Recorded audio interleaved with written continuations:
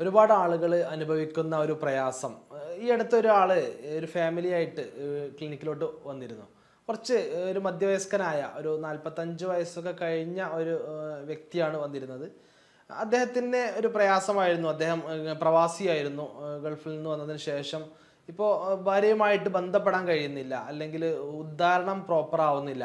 ഉദാഹരണം ആവുന്നുണ്ട്, പക്ഷേ ഒരു ലൈംഗിക ബന്ധം പൂർണ്ണമായിട്ടാക്കാൻ ഇൻസേർട്ട് ചെയ്യാൻ മാത്രമുള്ള ഒരു ബലം കിട്ടുന്നില്ല എന്നൊക്കെ പറഞ്ഞുകൊണ്ട് ആദ്യമൊക്കെ വന്നപ്പോൾ കുറേ പറയാനൊക്കെ മടിച്ചെങ്കിലും എങ്ങനെ പറയുമെന്നൊക്കെ കരുതിയിട്ട് കുറച്ച് ലോങ്ങിൽ നിന്നാണ് അദ്ദേഹം വന്നത്. അടുത്തൊക്കെ പോകാൻ മടിയാണെന്നൊക്കെ പറഞ്ഞുകൊണ്ട്.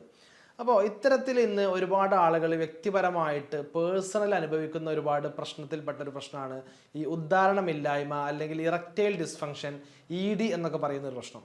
ഈ EDയുമായി ബന്ധപ്പെട്ട് ഇത് എങ്ങനെയാണ് പരിഹരിക്കുക, ഇത് എത്തരം ആളുകളിലാണ് ഇത് കണ്ടുവരുന്നത്, ഇതിൻ്റെ കാരണങ്ങൾ എന്തൊക്കെയാണെന്ന് നമുക്ക് വിശദമായിട്ട് ചർച്ച ചെയ്യാം. ഞാൻ doctor Hisham Haidar, doctor Hisham's health care, Calicut and Wandoor.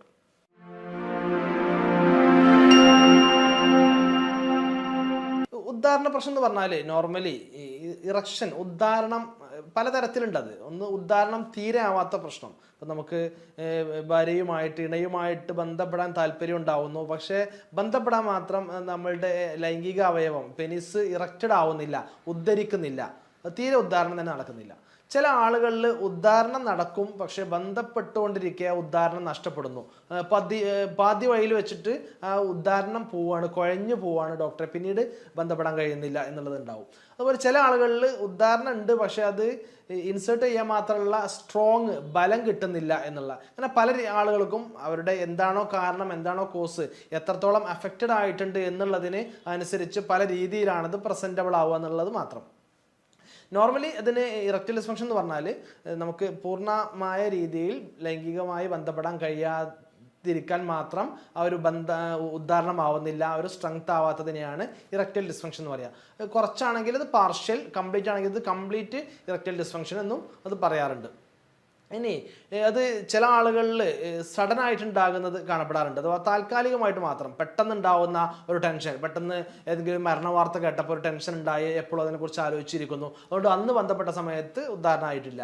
അങ്ങനെ അതൊക്കെ താൽക്കാലികമാണ്, അതൊക്കെ ഓവർകം ചെയ്യാവുന്നതാണ്. പെട്ടെന്ന് എന്തെങ്കിലും ഒരു കാരണങ്ങൾ കൊണ്ട് എന്തെങ്കിലും ഒരു ടെൻഷൻ കൊണ്ടുവന്ന ഒരു ഉദ്ധാരണ പ്രശ്നമാണ്.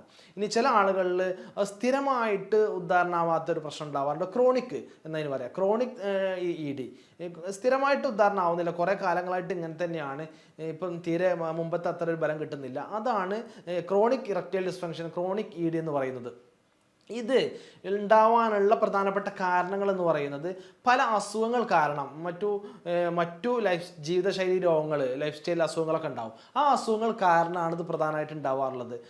ആദ്യമായിട്ട് പ്രമേഹ രോഗികളിൽ ഉണ്ടാവാറുണ്ട്. പ്രമേഹം ഒരു പ്രധാനപ്പെട്ട ഒരു വില്ലനാണ് ഈ ലൈംഗിക പ്രശ്നങ്ങളിൽ. പ്രധാനമായിട്ട് ഇറക്റ്റൈൽ ഡിസ്ഫങ്ഷനിൽ പ്രമേഹം വളരെ പ്രധാനപ്പെട്ട ഒരു വില്ലനാണ്. പ്രമേഹ രോഗികളിൽ കുറേ കാലമായിട്ട് പ്രമേഹം ഉണ്ടാവുന്നു, കുറേ കാലമായിട്ട് അതിന് മരുന്ന് കഴിച്ചുകൊണ്ടിരിക്കുന്നു, അത്തരം ആളുകളിൽ വീക്ക്നെസ് ഉണ്ടാകുന്നു. അതുപോലെ തന്നെ പ്രമേഹം ഉണ്ടെങ്കിൽ ടെസ്റ്റോസ്റ്ററോണിൻ്റെ അളവ് കുറയാനുള്ള സാധ്യത ഉണ്ട്. അതുപോലെ പ്രമേഹം ഉണ്ടെങ്കിൽ തന്നെ നമ്മുടെ ബ്ലഡ് സർക്കുലേഷൻ, രക്തയോട്ടം കുറയാനുള്ള സാധ്യത ഉണ്ട്. ഇത് കാരണമൊക്കെ പ്രമേഹ രോഗികളിൽ അത് കാണപ്പെടുന്നു. അതുപോലെ തന്നെയാണ് കൊളസ്ട്രോൾ ഉള്ള ആളുകൾ, ഹൈപ്പർ ടെൻഷൻ, BP, രക്തസമ്മർദ്ദമുള്ള ആളുകൾ, ഇത്തരം ആളുകൾക്കൊക്കെ ഈ പ്രശ്നം ഉണ്ടാവാറുണ്ട്. മറ്റൊന്ന് ഒബിസിറ്റിയാണ്, പൊണ്ണത്തടിയുള്ള ആളുകൾക്ക് ഒരുപാട് പ്രശ്നങ്ങൾ ഉണ്ടാവാറുണ്ട്. അത് നമ്മൾ നമ്മുടെ ലൈഫ് സ്റ്റൈലിനെ നിയന്ത്രിക്കാതെ, ഭക്ഷണത്തെയും എക്സസൈസ് ഒന്നും ചെയ്യാതെ ശരീരം തടിച്ചു വരികയും ടെസ്റ്റോസ്റ്ററോൺ ഹോർമോൺ കുറയാനും കാരണമാവും. അതുപോലെ തന്നെ ഇറക്ഷൻസ് ഇല്ലാതെ ആവാനൊക്കെ കാരണമാവും. അപ്പോൾ ഈ പൊണ്ണത്തടിയും മറ്റൊരു പ്രധാനപ്പെട്ട കാരണമാണ്. അതുപോലെ തന്നെ മറ്റു വാസ്കുലാർ സംബന്ധമായിട്ടുള്ള കാരണങ്ങളുണ്ടാവും. സർക്കുലേഷൻ, അഥവാ പ്രധാനമായിട്ട് ഏതൊരു കാരണം ഉണ്ടെങ്കിലും അതിൻ്റെ അടിസ്ഥാനം എന്ന് പറയുന്നത് ഉദ്ധാരണമില്ലായ്മക്ക്, ലിംഗത്തിലോട്ടുള്ള രക്തയോട്ടം, സർക്കുലേഷൻ കുറഞ്ഞിട്ടാണ്. അപ്പോൾ ലിംഗത്തിലോട്ടുള്ള വളരെ മൈന്യൂട്ടായിട്ടുള്ള ചെറിയ രക്തക്കോയലുകൾ, ബ്ലഡ് വെസൽസ് ലിംഗത്തിലോട്ട് ഉണ്ടാവുക, ലിംഗത്തിന് ചുറ്റും ഉണ്ടാവുക. അപ്പോൾ അതിലൂടെ കൃത്യമായ രീതിയിൽ ബ്ലഡ് സർക്കുലേഷൻ, പമ്പിങ് നടക്കുമ്പോഴാണ് ഈ ഉദ്ധാരണം പ്രോപ്പറായിട്ട് നടക്കുന്നത്. അപ്പോൾ ആ ഒരു പമ്പിങ് നടക്കുന്നില്ല. പമ്പിങ് നടത്താൻ വേണ്ടിയിട്ട് മാത്രം ടെസ്റ്റോസ്റ്ററോൺ ആക്റ്റീവ് ആവുന്നില്ല, അല്ലെങ്കിൽ ആ പമ്പിങ് നടക്കാതിരിക്കാൻ അവിടെ ചെറിയ തടസ്സങ്ങൾ, ബ്ലോക്കുകളുണ്ട്. ഇങ്ങനെയുള്ള കാരണങ്ങൾ കൊണ്ടൊക്കെ ഉദ്ധാരണം നടക്കാതിരിക്കാറുണ്ട്.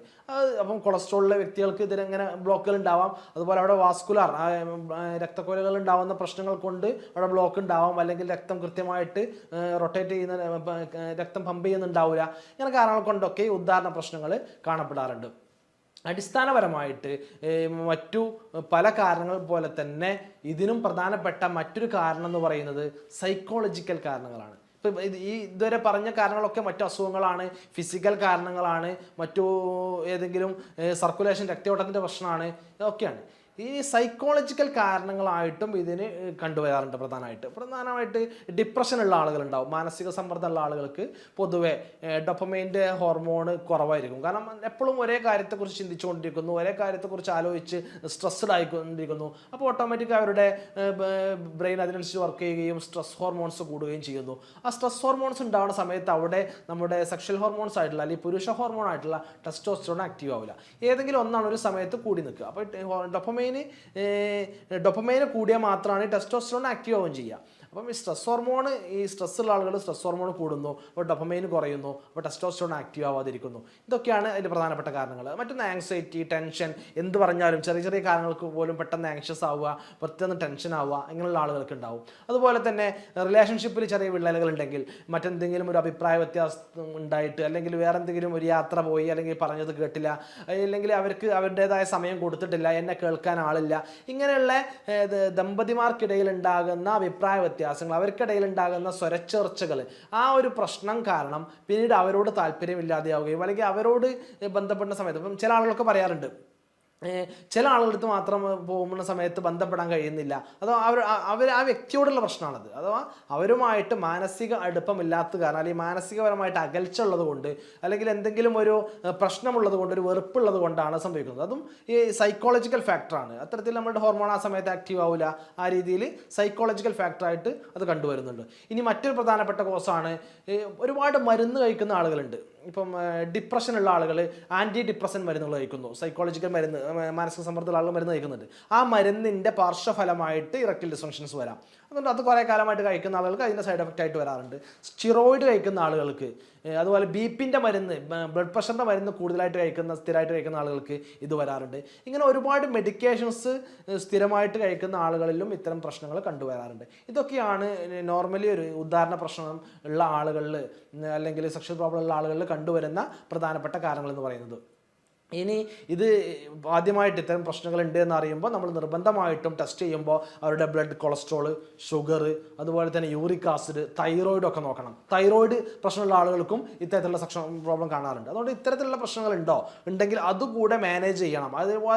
അതിനുള്ള ആവശ്യമായിട്ടുള്ള ഡയറ്റ് കൺട്രോളും മറ്റു ശ്രദ്ധിക്കേണ്ട കാര്യങ്ങളൊക്കെ ശ്രദ്ധിക്കണം. അതിനുള്ള ട്രീറ്റ്മെൻറ്റും എടുക്കേണ്ടതുണ്ടാവും. കാരണം അത് കാരണമാണ് ഇത് വന്നിട്ടുണ്ടെങ്കിൽ അതുകൂടെ മാനേജ് ചെയ്താലേ പൂർണ്ണമായിട്ട് ഈ ഒരു സെക്ഷൽ പ്രോബ്ലം മാറ്റാൻ കഴിയുള്ളൂ. അതുകൊണ്ട് ടെസ്റ്റ് ചെയ്ത് കൃത്യമായിട്ട് മറ്റെന്തെങ്കിലും അസുഖങ്ങൾ ഉണ്ടോ ഇല്ലയോ എന്ന് കൺഫേം ചെയ്യലും പ്രധാനമാണ്. മറ്റൊരു പ്രധാനപ്പെട്ട ഒരു കാര്യം, വൈറ്റമിൻ ഡി കുറഞ്ഞ ആളുകളിലും ഈ സെക്ഷൽ പ്രോബ്ലംസ് ഉള്ളതായിട്ട് കാണപ്പെടാറുണ്ട്, ഉദാഹരണമാവാത്ത രീതിയിൽ കാണാറുണ്ട്. വൈറ്റമിൻ ഡി നോർമൽ എന്ന് പറയുന്നത് 30 അതിന് മുകളിലോ ആണ്. ഇനി അതിലും താഴെയാണെങ്കിൽ 20 to 30 ആണെങ്കിൽ ആവറേജ് ഉണ്ട് എന്ന്, ചെറുതായിട്ടുണ്ടെന്ന് പറയാം. അതിലും 20-ലും കുറവൊക്കെ ആണെങ്കിൽ കൃത്യമായിട്ട് സപ്ലിമെൻ്റ് എടുക്കേണ്ടി വരും, വൈറ്റമിൻ ഡിയുടെ സപ്ലിമെൻ്റ് എടുക്കേണ്ടി വരും. അതിനാവശ്യമായിട്ടുള്ള കാര്യങ്ങൾ ശ്രദ്ധിക്കേണ്ടി വരും, വെയിൽ കൊള്ളേണ്ടിയൊക്കെ വരും. കാരണം ആ വൈറ്റമിൻ ഡിൻ്റെ കുറവുണ്ടോയെന്നും നമ്മൾ നോക്കേണ്ടതുണ്ട്. വൈറ്റമിൻ ഡിയുടെ മറ്റു ലക്ഷണങ്ങൾ എന്തെങ്കിലും കാണപ്പെടുന്നുണ്ടെങ്കിൽ അതുകൂടെ റൂൾ ഔട്ട് ചെയ്തിട്ട് വേണം നമ്മൾ ഇതിന് ട്രീറ്റ്മെൻറ്റിലോട്ട് പോകാൻ. ഇനി ഇത്തരത്തിലുള്ള ഉദാഹരണ പ്രശ്നമുണ്ട്, ഇതാണ് നമ്മളുടെ കാരണം, ഇന്ന അസുഖങ്ങളുണ്ട്, ഉദാഹരണം ആവുന്നില്ല, കുറേ കാലമായിട്ട് ലൈംഗികപരമായിട്ട് തൃപ്തി കിട്ടുന്നില്ല എന്നൊക്കെ മനസ്സിലായി കഴിഞ്ഞാൽ കൃത്യമായിട്ട് അതിന് നമ്മൾ ശ്രദ്ധിക്കേണ്ട ഒരുപാട് കാര്യങ്ങളുണ്ട്. ഇതുവരെ പറഞ്ഞ കാരണങ്ങളൊക്കെ ഒഴിവാക്കുക എന്നുള്ളതാണ്. അഥവാ നമുക്ക് അമിതമായിട്ട് നമ്മളുടെ സർക്കുലേഷൻ്റെ പ്രശ്നമാണെന്ന് പറഞ്ഞു. അപ്പോൾ ആ സർക്കുലേഷൻ കുറക്കാൻ കാരണമായിട്ടുള്ള ലൈഫ് സ്റ്റൈലൊക്കെ മാറ്റണം. സർക്കുലേഷൻ കുറയുന്നു എന്ന് തോന്നുന്ന രീതിയിൽ ഉണ്ടാവുന്ന സ്മോക്കിങ് അത് ഒഴിവാക്കണം.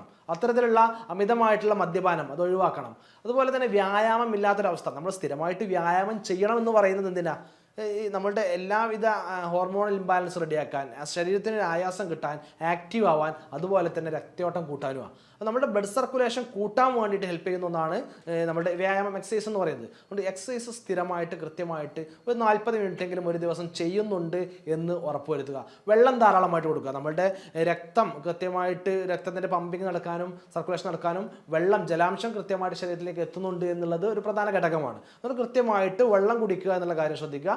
കൃത്യമായിട്ട് ഭക്ഷണത്തിൽ ഫാസ്റ്റ് ഫുഡ്, ജങ്ക് ഫുഡ്, കോള ഡ്രിങ്ക്സ്, പാക്കറ്റ് ഫുഡ് ഇങ്ങനെയുള്ള കാര്യങ്ങളൊക്കെ മാക്സിമം അവോയ്ഡ് ചെയ്യുക. മാസത്തിൽ 1-2 തവണ ഫാസ്റ്റ് ഫുഡ് കഴിച്ചു എന്നുള്ളതല്ല പ്രശ്നമായിട്ട് പറയുന്നത്. സ്ഥിരമായിട്ട് ഫാസ്റ്റ് ഫുഡിന് അഡിക്ഷൻ ആണെങ്കിൽ, സ്ഥിരമായിട്ട് ബേക്കറി പലഹാരങ്ങൾക്ക് അഡിക്ഷൻ ആണെങ്കിൽ, സ്ഥിരമായിട്ട് കോള ഡ്രിങ്ക്സ് പോലെയുള്ള ഡ്രിങ്ക്സിന് അഡിക്ഷൻ ആണെങ്കിൽ അത് ഒഴിവാക്കുക. അത് കുറച്ചുകൂടെ നോർമലൈസ്ഡ് ഫുഡിലേക്ക് മാറുക. ഇനി ഈ പ്രോട്ടീൻസ് പോലെയുള്ള വൈറ്റമിൻസ്, അതുപോലെ സെലീനിയം, സിങ്ക്, മെഗ്നീഷ്യം പോലെയുള്ള കണ്ടൻസ് അടങ്ങിയിട്ടുള്ള ആഹാരങ്ങൾ ധാരാളമായിട്ട് ഭക്ഷണത്തിൽ ഉൾപ്പെടുത്തുക. ഇത്തരത്തിലുള്ള ഘടകങ്ങൾ, മൂലകങ്ങൾ നമ്മുടെ സെക്ഷൽ ഹെൽത്തിനെ, ഇറക്ഷനെ, രക്തയോട്ടത്തെ അത് ഹെൽപ്പ് ചെയ്യുന്നു, വർദ്ധിപ്പിക്കുന്നു. അതുകൊണ്ട് അത്തരത്തിലുള്ള ഇലക്കറികളാവാം, പച്ചക്കറികളാവാം, ഫ്രൂട്ട്സ്, ചെറുപയർ, കടല, മമ്പയർ, ഡേറ്റ്സ്, നട്ട്സ്, അതുപോലെ ഇപ്പം ഈ സെലീനിയം സിങ്കൊക്കെ ഉള്ളതാണെങ്കിൽ ചെറുമത്സ്യങ്ങളായിട്ടുള്ള കക്ക, കൂന്തൽ, ഞണ്ട്, ചെമ്മീൻ പോലെയുള്ളതൊക്കെ ധാരാളമായിട്ട് കഴിക്കുക. ഇതൊക്കെ ഭക്ഷണത്തിലൂടെ ഉൾപ്പെടുന്നു. അങ്ങനെ ഹെൽത്തി ഫുഡ് കഴിക്കുക. അപ്പം നോൺ വെജൊക്കെ നമുക്ക് വീട്ടിൽ നിന്ന് വെച്ച് ഹെൽത്തി ആയിട്ട് കഴിക്കാം. സ്ഥിരമായിട്ട് ഉപയോഗിക്കുന്ന ഒരേ എണ്ണയിൽ ഉപയോഗിച്ചുകൊണ്ട് കഴിക്കുന്നത് അതൊക്കെ അമിതമായിട്ട് ഉണ്ടെങ്കിൽ അതൊക്കെ കുറച്ച് കൊണ്ടുവരിക. ഇങ്ങനെ ഡയറ്റ് കൺട്രോള്, എക്സസൈസ് ചെയ്യുക, വെള്ളം കുടിക്കുക, അതുപോലെ ഉറക്കം കൃത്യമായിട്ട് ഉറങ്ങുന്നുണ്ടെന്ന് ഉറപ്പുവരുത്തുക. ഈ കാര്യങ്ങളൊക്കെ ശ്രദ്ധിക്കുക. എന്തെങ്കിലും കുറവുണ്ടെങ്കിൽ, മറ്റെന്തെങ്കിലും അസുഖങ്ങളുണ്ട്, ഷുഗർ ഉണ്ടെങ്കിൽ ഷുഗർ കൺട്രോൾ ചെയ്യുക, വൈറ്റമിൻ ഡി കുറവുണ്ടെങ്കിൽ വൈറ്റമിൻ ഡിൻ്റെ സപ്ലിമെൻറ്റ് കഴിക്കുക. ഇങ്ങനെ എന്തെങ്കിലും മറ്റു പ്രശ്നങ്ങളുണ്ടെങ്കിൽ അത് മാനേജ് ചെയ്യണം. ഈ പറയുന്ന കാര്യങ്ങളും കൃത്യമായിട്ട് അതിൽ ശ്രദ്ധിക്കേണ്ടതായിട്ടുണ്ട്. ഇത് കൃത്യമായിട്ട് ശ്രദ്ധിക്കും. അപ്പം അതുപോലെ തന്നെ മറ്റു നോർമലായിട്ടുള്ള, അപ്പം നമ്മുടെ ഈത്തപ്പഴം എന്ന് പറയും, ഈത്തപ്പഴം, അതുപോലെ തന്നെ മുരിങ്ങാക്കായ, നേന്ത്രപ്പഴം, ഇതൊക്കെ ഈ സെക്ഷൽ ഹെൽത്തിനെ നന്നായിട്ട് ഹെൽപ്പ് ചെയ്യുന്ന ആഹാരങ്ങളാണ്. ഇതൊക്കെ നമുക്ക് ആഹാരത്തിൽ കൂടുതലായിട്ട് ഉൾപ്പെടുത്താവുന്നതാണ്. ഈ കാര്യങ്ങളൊക്കെ ശ്രദ്ധിക്കുന്നതോടൊപ്പം കൃത്യമായിട്ട് ഇതിന് ചികിത്സ ആവശ്യമായിട്ട് വരും. അല്ലെങ്കിൽ ഇത് വളരെ ചെറിയ രീതിയിലാണ് ഉദാഹരണ പ്രശ്നമെങ്കിൽ പിന്നീട് അത് നമ്മളുടെ ഇണകൾ തമ്മിലുള്ള പ്രശ്നമായിട്ട്, ദാമ്പത്യ പ്രശ്നങ്ങളായിട്ട്, ഡിവേഴ്സിലേക്കൊക്കെ എത്തിപ്പെടുന്ന ഒരുപാട് കേസുകൾ നമുക്ക് ചുറ്റും കാണപ്പെടാറുണ്ട്. അപ്പം അത്തരത്തിലുള്ള അത് തുടക്കത്തിൽ തന്നെ ഇത് മടി കൂടേണ്ട കാര്യമോ, ഞാൻ തുടക്കത്തിൽ പറഞ്ഞു ഒരു കപ്പിൾസ് വന്ന കാര്യം. അപ്പോൾ അത് മടിക്കേണ്ട കാര്യമൊന്നുമില്ല. ഈ നമുക്ക് ഏതൊരു പ്രശ്നമുള്ള പോലെ തന്നെ ഇതും ഡോക്ടറെ കാണിക്കേണ്ട ഒരു അസുഖം തന്നെയാണ്. അപ്പം ഇതും നമ്മുടെ ലൈഫിൻ്റെ ഒരു ഭാഗമാണ് എന്ന് മനസ്സിലാക്കിക്കൊണ്ട് പ്രശ്നങ്ങൾ ഉണ്ടെങ്കിൽ കൃത്യമായിട്ട് ധൈര്യമായിട്ട് പേടിയോ മടിയോ ഒന്നും കൂടാതെ ഡോക്ടറെ കൺസൾട്ട് ചെയ്യുകയും അത് കൃത്യമായിട്ട് മനസ്സിലാക്കിയതിന് ശേഷം ആവശ്യമാണെങ്കിൽ അതിന് ട്രീറ്റ്മെൻറ്റ് എടുക്കുകയും ചെയ്യുക. കൃത്യമായിട്ട് താൽക്കാലികമായിട്ട് ഒരുപാട് സോഷ്യൽ മീഡിയകളിലും പരസ്യങ്ങളിലും വീഡിയോകളിലും ഒക്കെ ഒരുപാട് പ്രൊഡക്റ്റുകളുടെ പരസ്യം കാണപ്പെടാറുണ്ട്. താൽക്കാലികമായിട്ട് റിസൾട്ട് കിട്ടുന്ന രീതിയിൽ പല പേരുകളിലായിട്ട് അറിയപ്പെടുന്ന പ്രൊഡക്റ്റുകൾ പരസ്യം ചെയ്തുകൊണ്ട് ആളുകളൊക്കെ ചെയ്യാറുണ്ട്.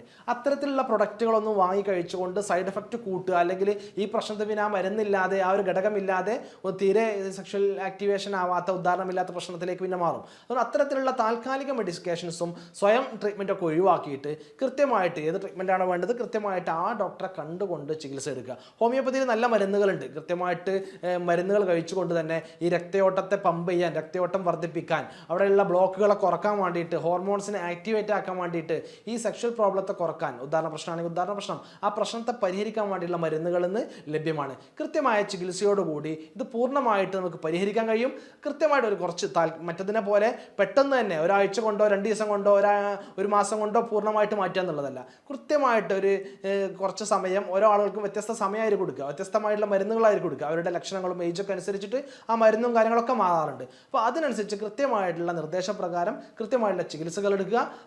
ഇതുവരെ പറഞ്ഞ കാര്യങ്ങളൊക്കെ ശ്രദ്ധിക്കുന്നതോടൊപ്പം കൃത്യമായിട്ട് ട്രീറ്റ്മെൻറ്റ് എടുക്കുന്നതോടൊപ്പം നമ്മൾക്ക് ഇനിയും ഈ പറഞ്ഞ ഒരുപാട് കാര്യങ്ങൾ പറഞ്ഞു, ഇതിനൊക്കെ ലിമിറ്റേഷൻസ് ഉണ്ടാവും. ഈ പറഞ്ഞ കാര്യത്തിൽ എന്തെങ്കിലും സംശയങ്ങളുണ്ടെങ്കിൽ, എന്തെങ്കിലും കൂടുതൽ അറിയാനുണ്ടെങ്കിൽ, എന്തെങ്കിലും കൂടുതലായിട്ട് ചികിത്സകളോ ട്രീറ്റ്മെൻറ്റോ വേണമെന്നുണ്ടെങ്കിൽ ഈ വീഡിയോക്ക് താഴെ കാണുന്ന നമ്പറിൽ നിങ്ങൾക്ക് കോൺടാക്റ്റ് ചെയ്യാവുന്നതാണ്. ട്രീറ്റ്മെൻറ്റ് ആണെങ്കിലും മറ്റു സംശയങ്ങളാണെങ്കിലും ഒക്കെ നമുക്ക് തീർക്കാവുന്നതാണ്. മറ്റൊരു വീഡിയോയുമായിട്ട് വീണ്ടും കണ്ടുമുട്ടാം. എല്ലാവർക്കും നന്ദി, നമസ്കാരം.